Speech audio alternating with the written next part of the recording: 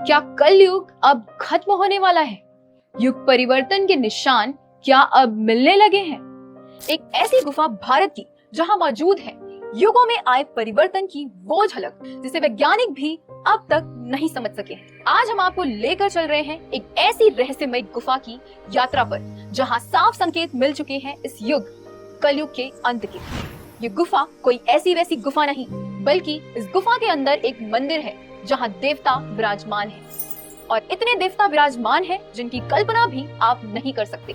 ये गुफा है उत्तराखंड के पिथौरागढ़ की, जिसके बारे में कहा जाता है कि इस मंदिर की गुफा में दुनिया के खत्म होने का रहस्य छुपा है। ये गुफा है पाताल भुवनेश्वर गुफा, जो किसी आश्चर्य से कम नहीं। तो भक्तगण दिल थाम के बैठिए इस वीडियो के अंत तक, क्योंकि आप कलयुग के अंत की यात्रा पर हैं। पाताल भुवनेश्वर चूना पत्थर की एक नेचुरल गुफा है जो उत्तराखंड के पिथौरागढ़ जिले में गंगोली घाट नगर से 14 किलोमीटर दूर स्थित है। इस गुफा में धार्मिक और ऐतिहासिक दृष्टिकोण से भी महत्वपूर्ण कई सारी नेचुरल कलाकृतियां हैं। इसकी सबसे खास और रहस्यमय बात यह है कि इस गुफा में एक ऐसा पत्थर है जो समय के साथ लगातार बढ़ रहा है। प्रेजेंट टाइम में उस पत्थर की ऊंचाई 1.50 फीट है, जबकि गुफा जहां ये बढ़ता हुआ रहस्यमय पत्थर विराजमान है उसकी ऊंचाई 3 फीट है। अब यहाँ के स्थानीय लोगों के बीच एक मान्यता है कि जब ये पत्थर गुफा की छत को छू लेगा तो समझ लीजिए कि उसी समय कलयुग का अंत हो जाएगा। ये गुफा धरती से 90 फीट नीचे है और लगभग 160 वर्ग मीटर एरिया में फैली हुई है। पुराणों के अनुसार इस गुफा में चारों युगों के प्रतीक रूप में 4 पत्थर स्थापित है, जो सतयुग, त्रेता युग, द्वापर युग और कलयुग के प्रतीक हैं। इन 4 पत्थरों को 4 द्वारों का प्रतीक रूप माना गया है, जिनके नाम क्रमशः मोक्ष द्वार, पाप द्वार, रण द्वार और धर्म द्वार हैं। इनमें से 3 युगों के प्रतीक द्वार बंद हो चुके हैं और धर्म द्वार को कलयुग का प्रतीक माना जाता है, जो अभी भी खुला हुआ है। और इस कलयुग के प्रतीक पत्थर को लेकर यह मान्यता है कि ये पत्थर जब गुफा को छू लेगा तो उसी दिन कलयुग का अंत हो जाएगा। इस कथा को सुनने और गुफा में जाकर इस रहस्य को अपनी आंखों से देखने के बाद लोगों में कौतूहल होना स्वाभाविक है कि क्या सचमुच इस पत्थर से गुफा को छूने के बाद कलयुग का अंत होगा। वैसे अभी तक इस रहस्य को कोई सुलझा नहीं पाया है, और भविष्य में क्या होगा इस बात का तो हम और आप सिर्फ इंतजार ही कर सकते हैं। पुराणों के अनुसार इस गुफा की खोज राजा ऋतुपर्णा ने की थी, जिन्होंने त्रेता युग में अयोध्या पे शासन किया था। कहते हैं एक बार जब राजा ऋतुपर्णा शिकार करने निकले, तब जंगली हिरण का पीछा करते हुए वो इस रहस्यमय गुफा के अंदर जा पहुंचे। तभी उन्हें गुफा के अंदर भगवान शंकर के समेत 33 कोटि देवी देवताओं के साक्षात दर्शन हुए थे। हिंदू धर्म के ग्रंथों के अनुसार द्वापर युग में पांडवों ने यहाँ आकर चौपड़ खेला था और इस गुफा की खोज की थी। इतना ही नहीं, कलयुग में जगत गुरु आदि शंकराचार्य ने 822 ईस्वी के आसपास इस गुफा की खोज की थी और उन्होंने यहाँ आकर गुफा में तांबे का एक शिवलिंग स्थापित किया था। इसके बाद कत्यूरी एवं चंद राजाओं ने फिर से इस गुफा की खोज की और मंदिर का निर्माण करवाया था। सन 2000 में उत्तराखंड बनने के बाद 2007 में इस गुफा को पर्यटकों के लिए खोल दिया गया था, जो आज तक लोगों के लिए रहस्यों से भरा और प्राकृतिक सौंदर्य का केंद्र है।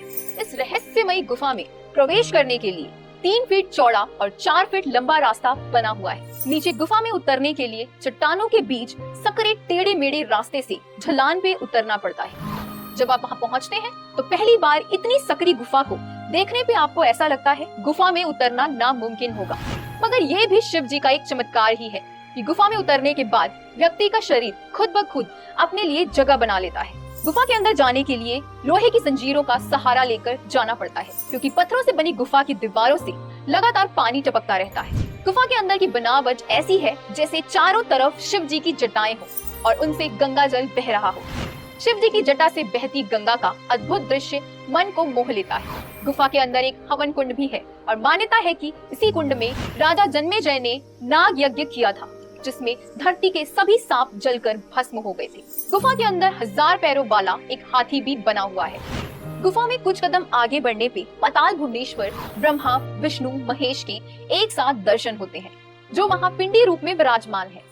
आपको जानकर आश्चर्य होगा कि इस गुफा के अंदर बद्रीनाथ, केदारनाथ और अमरनाथ के भी दर्शन होते हैं। यहाँ बद्रीनाथ की तरह बद्री पंचायत की शिला रूप में मूर्तियां हैं, जिनमें यम, कुबेर, वरुण, लक्ष्मी, गणेश तथा गरुण शामिल हैं।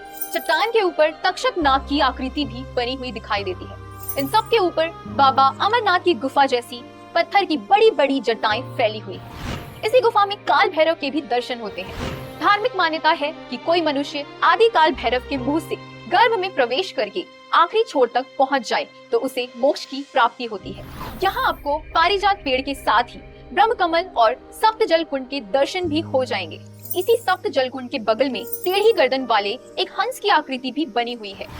मानस खंड के अनुसार ब्रह्मा जी ने इस हंस को कुंड में मौजूद अमृत की रक्षा करने का काम दिया था, लेकिन लालच में आकर हंस ने खुद ही अमृत पीने की कोशिश की थी, जिससे क्रोधित होकर शिव जी ने हंस को श्राप दे दिया था, जिसके परिणाम स्वरूप हंस की गर्दन हमेशा के लिए टेढ़ी हो गई थी। मान्यता है कि इस गुफा के दर्शन करने मात्र से आपको चारों धाम जगन्नाथपुरी, रामेश्वरम, द्वारिकापुरी और बद्रीनाथ धाम के दर्शन का पुण्य भी मिल जाएगा। यानी अगर आप गुफा के दर्शन करने आते हैं तो गुफा में शिव जी और 33 कोटि देवी देवताओं के दर्शन करने के साथ ही आप यहाँ आकर 4 धाम की यात्रा का पुण्य भी प्राप्त कर सकते हैं। एक अन्य मान्यता के अनुसार गुफा के अंदर गणेश जी का कटा हुआ वो सर भी रखा हुआ है, जिसे पौराणिक कथा अनुसार शिव जी ने क्रोध में आकर गणेश जी के धड़ से अलग कर दिया था।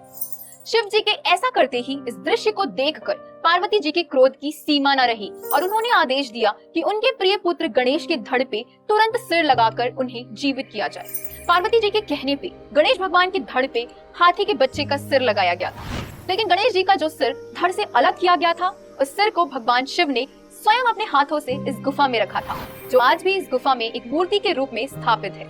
इसी शिला रूपी मूर्ति के ऊपर 108 पंखुड़ियों वाला ब्रह्म कमल भी दिखाई देता है। कहा जाता है कि उस ब्रह्म कमल को स्वयं शिव जी ने ही वहाँ स्थापित किया है। आप गुफा में जब भी जाएंगे तो आपको जरूर दिखाई देगा कि इस ब्रह्म कमल से पानी की दिव्य बूंदे गणेश भगवान के शिला रूपी मूर्ति पर गिरती रहती है, जैसे वो गणेश जी को संरक्षण प्रदान कर रही हो। आपको यदि पाताल भुवनेश्वर मंदिर जाना है तो वहाँ रेल मार्ग से जाने के लिए नजदीकी रेलवे स्टेशन है काठ गोदाम। वहाँ से आप प्राइवेट टैक्सी या कैब के माध्यम से अल्मोड़ा पहुँचकर फिर वहाँ से पाताल भुवनेश्वर आराम से जा सकते हैं, क्योंकि अल्मोड़ा से पाताल भुवनेश्वर की दूरी अल्मोड़ा बेनीनाग होते हुए 110 किलोमीटर है। इसलिए अल्मोड़ा से भुवनेश्वर पहुंचने में आपको 4 घंटे लग सकते हैं। यदि आप हवाई मार्ग से जाना चाहते हैं तो यहाँ का सबसे करीबी एयरपोर्ट है नैनी सैनी एयरपोर्ट और पंतनगर एयरपोर्ट। वहाँ से आप प्राइवेट कैब या टैक्सी के द्वारा आराम से पाताल भुवनेश्वर गुफा मंदिर पहुँच सकते हैं। पिथौरागढ़ सिटी हेडक्वार्टर से पाताल भुवनेश्वर की दूरी लगभग 90 किलोमीटर है। इस वीडियो में दिखाई गई सारी इन्फॉर्मेशन इंटरनेट से ली गई है। इसमें अपनी तरफ से कुछ भी ऐड नहीं किया गया है। किसी की भी धार्मिक या व्यक्तिगत भावनाओं को ठेस पहुंचाने का हमारा कोई भी इरादा नहीं है। इसी के साथ वीडियो को आगे बढ़ाते हैं। आपको अगर हमारा ये वीडियो पसंद आया हो तो आप अपने दोस्तों को जरूर शेयर करें और चैनल को सब्सक्राइब ना किया हो तो सब्सक्राइब जरूर करें और कमेंट बॉक्स में हमें जरूर बताएं कि आप इस गुफा मंदिर को देखने कब जा रहे हैं और किसके साथ जा रहे हैं। ऐसे ही रहस्यमय अलौकिक मंदिरों की खोज में जुड़े रहिए हमारे साथ प्रतिदिन सुबह 9 बजे। धन्यवाद।